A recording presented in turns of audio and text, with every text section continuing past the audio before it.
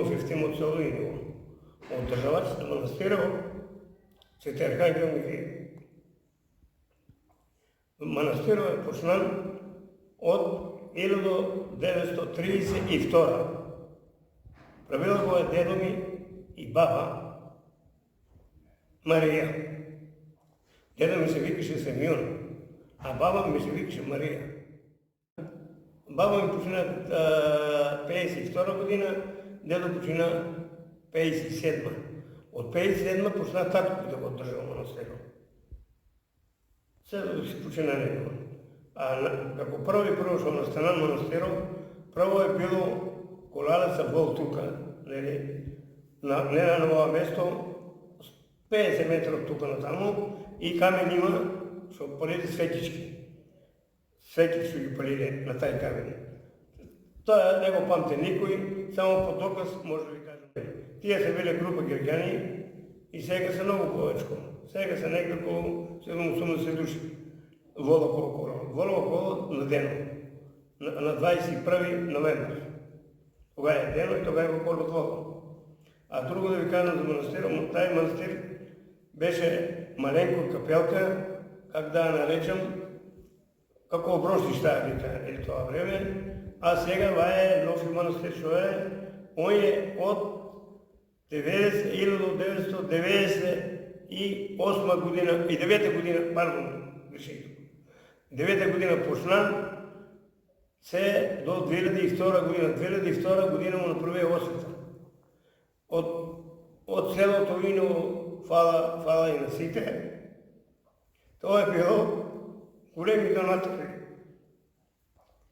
Ова што направено, се е со донатори.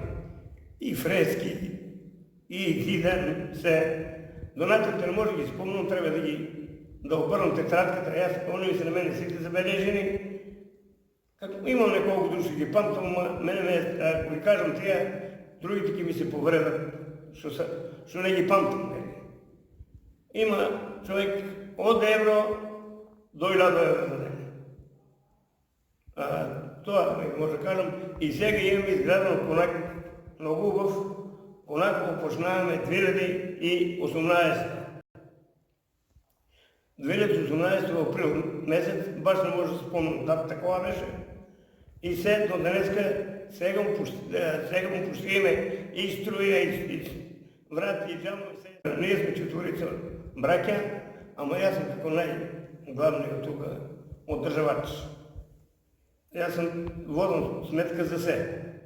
Ние се доаѓаме секоја недела и прва недела доаѓаме, недела собар се доаѓаме, се сме тука докаде 1-2 сата чекаме ако доаѓа некој гости. Друго не може да ви кажам, превидејќи манастирове на многу убаво место, само ни е тешко на нас неговиот пат. Што не ни е пат, како што треба. Вај година сме малку задоволни, фала и на тие донатори. Јас толку не сум упознаен кои се, браќа да беа по тоа нешто пуштики вај година, да видат и пуштини одбучим поравнане го пато не е направен како още здравие. Само ако не завърне, ќе биде како слава. Може да се качате с коли, с се. Ако завърне, тежко е малко закачаване. И аз се препоръчвам на тия такви фирми, пояки, да не помогнат, ако сакат, да го барам, да не го направят пато, како што треба, по стария пат што беше.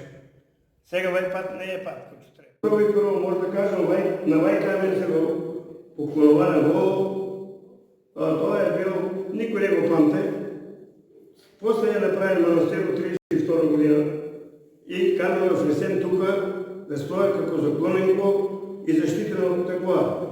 Това е чист камен. А после аз съм отеко тия некоја година му направих за свети да панат на него. Тя была кръщето и направено за да се панат светите, да не лепат на него, да ги станат унетре. Там си има станал песокче и унетре го турат светичките.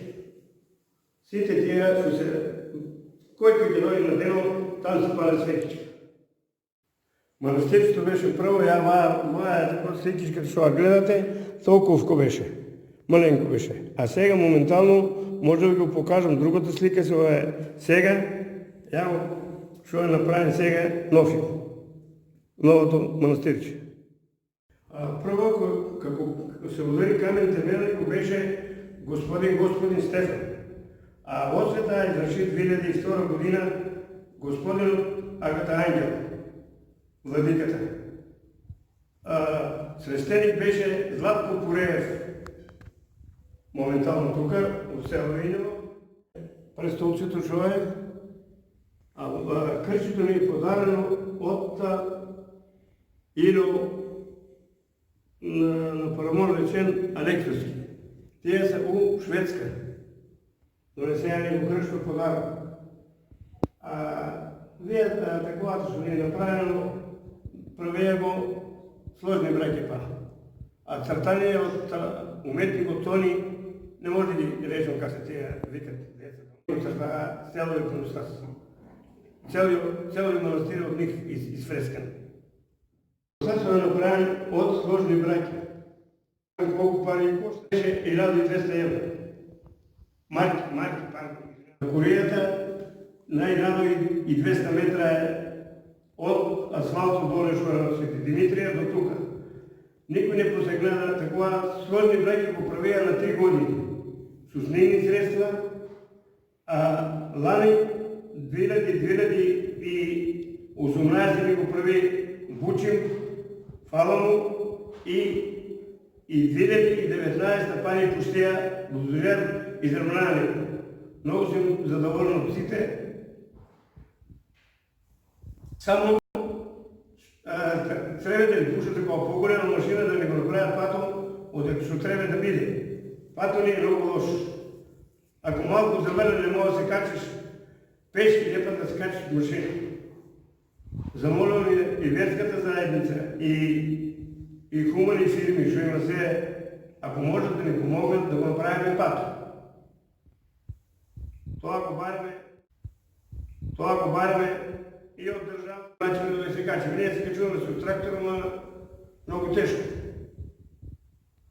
Сега ни е направен хотелът се е фино, ако не завърне, ще се качат и коли. Ако завърне, не може да се качат и трактор.